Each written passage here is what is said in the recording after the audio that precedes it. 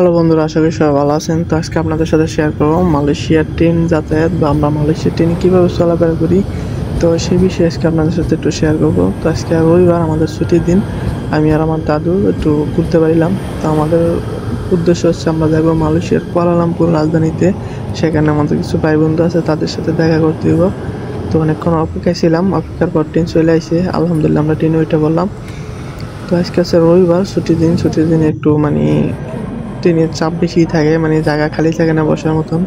তো যেই কথা সেই কাজ, এখানে দেখতে পাচ্ছেন একদম ডিভাডিভি, অনেক মানুষ সবাই দাঁড়ায় আছে, আমরাও দাঁড়ায় আছি। এখানে আমাদের ম্যাক্সিমাম হচ্ছে বাংলাদেশি ভাইয়েরা। তো অনেকের সাথে কথা হইলো। তো আমরা ট্রেনেতে নেমে পড়লাম। এখন আমাদের যাইতে হবে আরও একটি ট্রেন আছে উপরে, সেটা হলো মালয়েশিয়ার ইলেকট্রনিক ট্রেন। আর যে স্টেশনে নামলাম এটা হচ্ছে মালয়েশিয়ার কাজান। মালয়েশিয়াতে যারা থাকেন তারা অবশ্যই চিনবেন।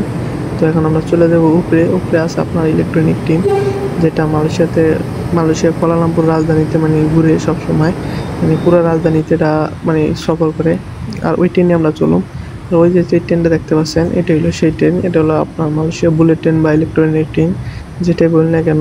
তো ওটাতে ওঠার জন্য আমরা চলে এলাম লিফটে। আর লিফটটা ছিল অনেক বড়, একটা লিফটে প্রায় আমাদের লিফটটি 4 তলার সময় নিয়ে গেছে। তো আমরা ধীরে ধীরে উঠতে আসি। আর প্রচুর ভিড় আজকে, দেখতে পাচ্ছেন লিফটও তেমন খাড়ানোর জায়গা নেই। একজনের সাথে আরেকজনের ঘেঁষাঘেঁষি করে দাঁড়াইলাম। তো আলহামদুলিল্লাহ আমরা লিফটেতে নেমে গেলাম। তো এখন আমাদের যাইতে হবে আর লিফটে ওই ট্রেনে ওঠার জন্য আরেকটা কাউন্টার আছে সেখানে। তো আমাদের হচ্ছে নগদ টাকা ওখানে নেয় না। তো আমরা আগের থেকে কার্ড কিনে রাখছিলাম, আমরা ওই কার্ড পাঞ্চ করে যাবো। তো একটু ঝামেলা হয়ে গেছে, আমার দাদু কার্ড পাইতেছে না, ওকে রুমে রেখেছে না, নিয়ে এসে কইতে পারতেছে না। তো খোঁজাখুঁজির পরও পাইছে কার্ড। তো আলহামদুলিল্লাহ আমাদের গন্তব্যে এখন আমরা যাইতে পারবো। একটু ভয়ে ছিলাম। তো এখন আমরা একটু সিরিয়ালে লাগুম, যেহেতু ওই সামনে মেশিন, আর মেশিনে আমরা কার্ড পাস করুম। তো এখানে কোনো তাড়াহুড়োর কিছু নাই, সবাই রিল্যাক্সে যাইতেছে, আমরা রিল্যাক্সে যাইবো ইনশাল্লাহ। তো আমিও পিছনে খাড়াই গেলাম। তো এখানে দেখতে পাচ্ছেন কার্ড পাস করার পর আপনাকে অটোমেটিক গেট ছাড়া দেয়। তো আমার সামনে একজন মালয়েশিয়ান ভাই, উনি গেছে, আমি ওখানে দাঁড়িয়ে গেলাম। দেখতে পাচ্ছেন আমার গেটটা লক করা।